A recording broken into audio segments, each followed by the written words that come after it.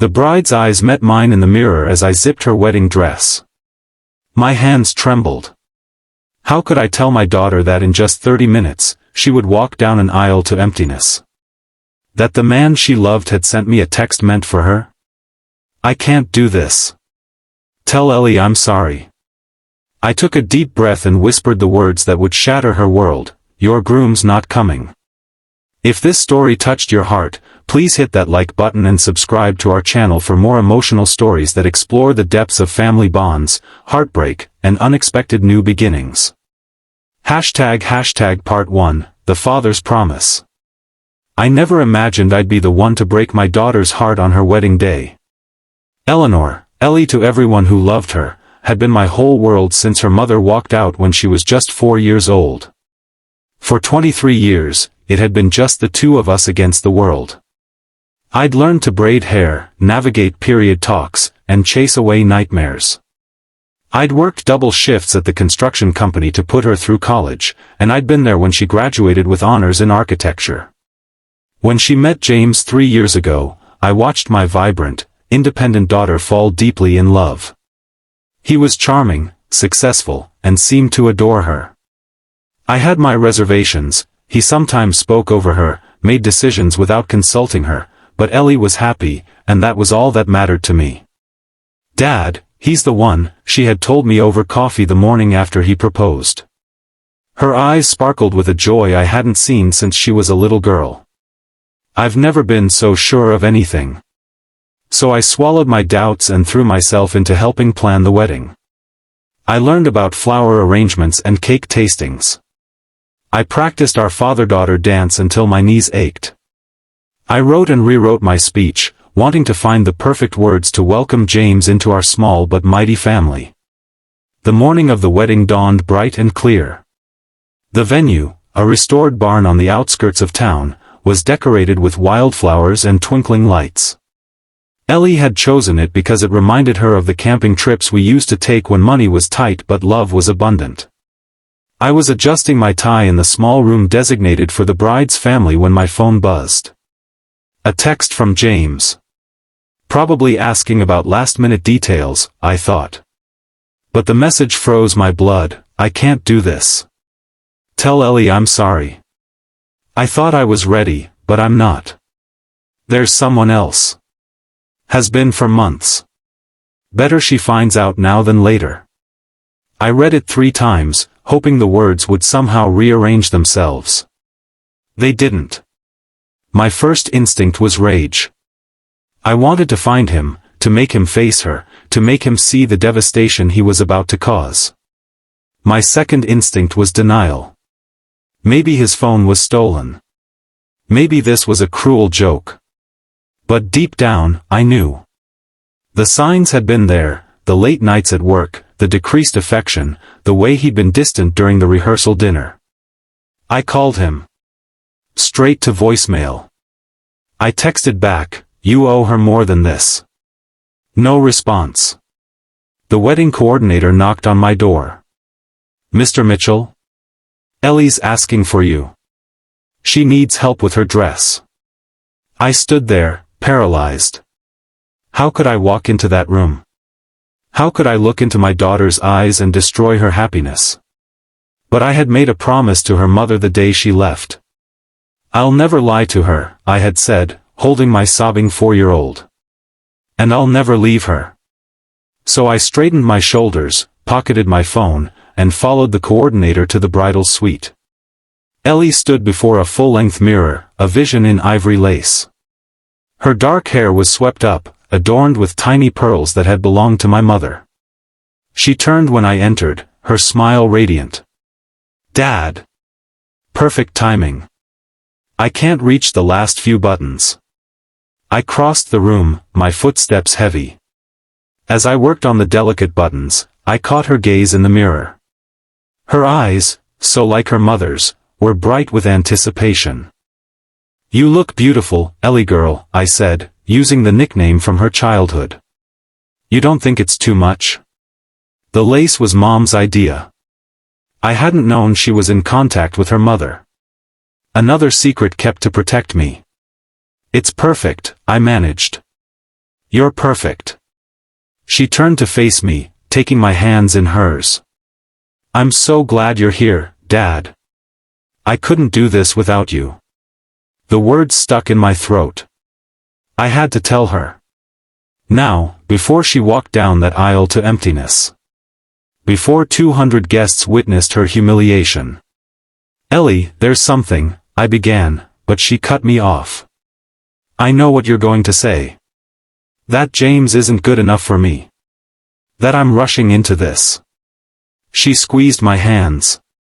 But Dad, I love him. And he loves me. This is my happily ever after. The conviction in her voice nearly broke me. I pulled out my phone, showed her the text. Watched as confusion gave way to disbelief, then to a pain so raw it seemed to physically bend her.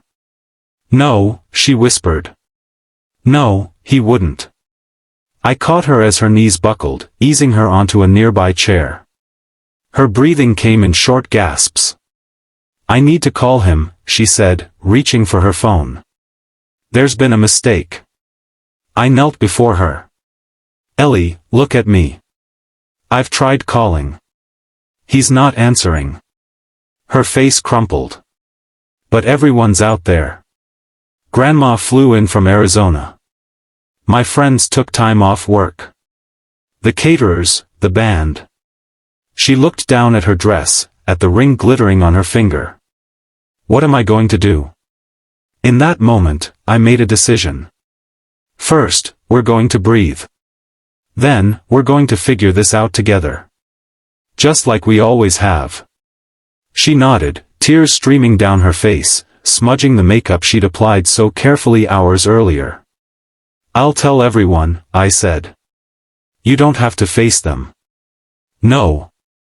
She stood, wiping her eyes. No, I need to do this. I won't hide. I watched as my daughter straightened her spine, lifted her chin. Even in her heartbreak, she was the strongest person I knew. Will you walk with me? She asked. Not down the aisle, but to tell everyone. I offered her my arm. Always. Together, we walked out of the bridal suite and toward the crowd of expectant guests. With each step, I felt her lean on me a little more, and I remembered carrying her on my shoulders when she was small, her tiny hands gripping my hair for balance. Some burdens you carry for your children. Others, you teach them to carry themselves. This one, we would carry together. ## Part 2, the announcement. The murmur of excited conversation filled the barn as Ellie and I approached. Guests were seated in white chairs adorned with sprigs of lavender, Ellie's favorite. The string quartet played softly in the corner. Everything was perfect, except for the groom-shaped hole at the altar. Ellie's grip on my arm tightened as we reached the entrance. The wedding coordinator spotted us and hurried over, confusion evident on her face. Ellie. You're not supposed to be seen before the ceremony. And in the main area, it's bad luck. A small, broken laugh escaped Ellie's lips. I think that ship has sailed, Megan. I stepped forward. There's been a change of plans. Could you ask the quartet to stop playing, please? Megan's professional smile faltered. Is everything okay? No, Ellie said simply. But it will be. As the music faded, heads turned in our direction. I saw the moment of collective confusion, the bride, appearing before the ceremony, clutching her father's arm like a lifeline. Ellie's best friend and maid of honor, Sophie, rushed toward us. Ellie? What's going on? Where's James? That's what I need to tell everyone, Ellie said, her voice stronger than I expected. Sophie looked between us, understanding dawning on her face. That bastard, she whispered. Ellie squeezed my arm, then released it, stepping forward to address the room. I stayed close behind her, ready to catch her if she fell. Thank you all for coming today, she began, her voice wavering slightly. I'm so grateful that you're here to celebrate with me. But I'm afraid there won't be a wedding today. A collective gasp rippled through the crowd. I saw Ellie's grandmother bring a hand to her mouth, saw James's parents exchange bewildered glances. James has decided. Ellie paused, swallowed hard.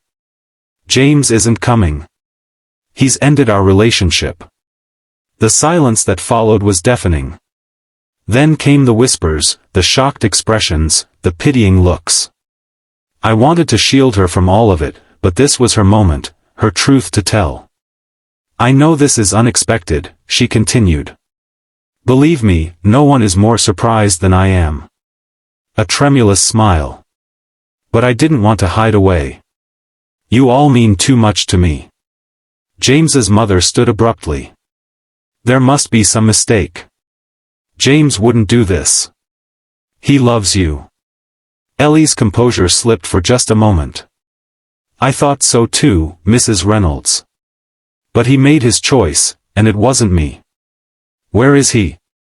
James's father demanded, looking around as if his son might be hiding behind a flower arrangement.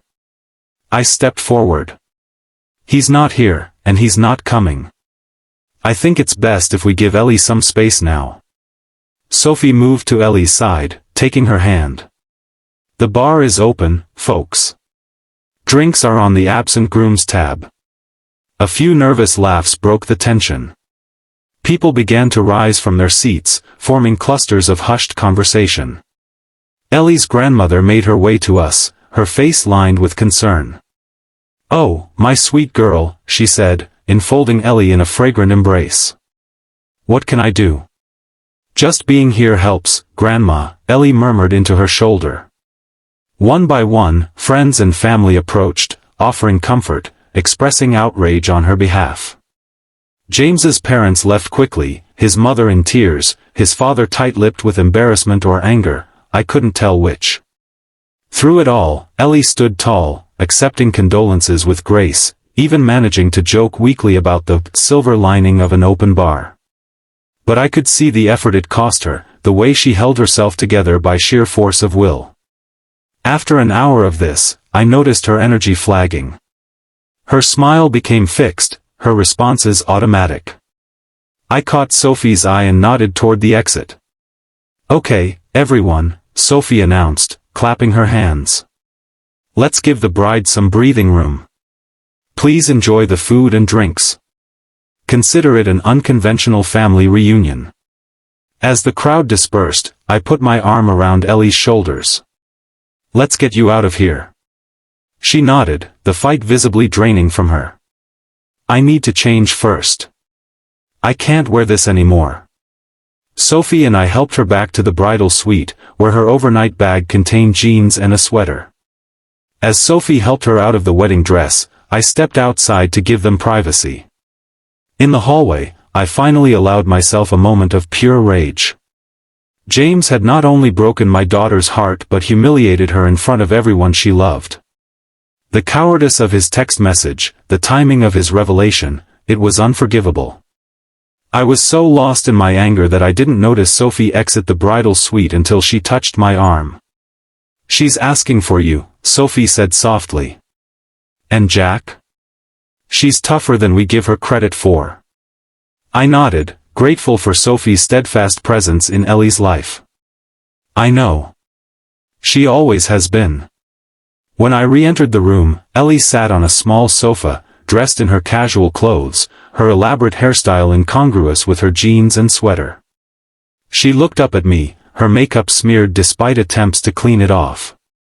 Can we go home, Dad? She asked, sounding so young that my heart constricted. Of course, Ellie girl. Whatever you need. I don't want to see anyone else today. I can't take any more sympathetic looks or questions about what happened. You don't have to, I assured her. Sophie can handle things here. I'll take you home. She stood, gathering her purse and phone. Not to my apartment. I can't go there yet. Everything reminds me of him. My house is your house.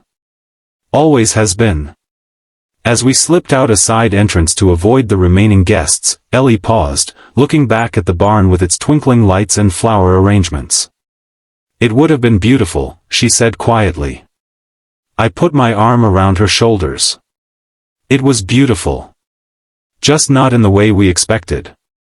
She leaned into me as we walked to my car, and I was reminded of all the times I'd carried her to bed when she fell asleep on the couch, of teaching her to ride a bike, of dancing with her in our kitchen to cheer her up after a bad day at school. Some things never change, even when everything does. ## Part 3, The Aftermath. The drive home was silent. Ellie stared out the window, her reflection in the glass showing eyes that seemed to look inward rather than at the passing scenery. I didn't push her to talk. 23 years of single parenthood had taught me when to speak and when to simply be present. My house, our house, was exactly as I'd left it that morning, coffee mug in the sink, newspaper on the counter, Ellie's childhood photos lining the hallway. It felt surreal to return here in jeans and a sweater when we should have been at a reception, celebrating. Ellie headed straight for her old bedroom, which I'd kept largely unchanged since she moved out for college. The twin bed with its faded blue comforter, the bookshelf filled with dog-eared paperbacks, the corkboard still pinned with high school memorabilia, it was a time capsule of her youth. "I'm going to lie down for a bit," she said, her voice flat. "I'll be right here if you need anything," I replied, watching as she closed the door behind her. In the kitchen, I busied myself making tea, then abandoned it in favor of something stronger. I poured 2 fingers of whiskey and sat at the table, trying to process the day's events. My phone buzzed incessantly with messages from wedding guests, from distant relatives who'd heard the news, from well-meaning friends offering support. I responded to Sophie, assuring her that Ellie was safe with me, and to Ellie's grandmother, promising to have Ellie call her tomorrow. The rest could wait. As evening fell, I checked on Ellie, finding her asleep, still fully clothed, curled around her old teddy bear. I covered her with a blanket and quietly closed the door. The next few days established a painful routine. Ellie slept late, picked at the food I prepared, and spent hours staring at her phone, alternating between reading old messages from James and checking social media, where news of the cancelled wedding had spread like wildfire. "He's blocked me everywhere," she told me on the 3rd morning, her voice hollow. "It's like he's erased me from his life." I set a plate of scrambled eggs in front of her. "Eat something, Ellie. Please." She pushed the eggs around with her fork. "Did he say anything else? In another message?" I shook my head. "Nothing." 3 years, she said, more to herself than to me. 3 years, and he couldn't even tell me to my face. I sat across from her, choosing my words carefully. "Sometimes people are cowards, Ellie. It doesn't reflect on you. Doesn't it, though?" Her eyes, red-rimmed from crying, met mine. "I chose him. I thought I knew him. What does that say about my judgment? It says you trusted someone who didn't deserve it. That's on him, not you." She pushed her plate away. "I need to go to the apartment today. Get some clothes, my laptop. I can't hide here forever. Want me to come with you?" She hesitated, then nodded. "Please." The apartment Ellie had shared with James was in a modern building downtown, all glass and steel. As we rode the elevator to the 12th floor, I could feel Ellie's tension mounting. "What if he's there?" she whispered. "Then he'll have to face what he's done," I replied, though I doubted James would have the courage to return so soon.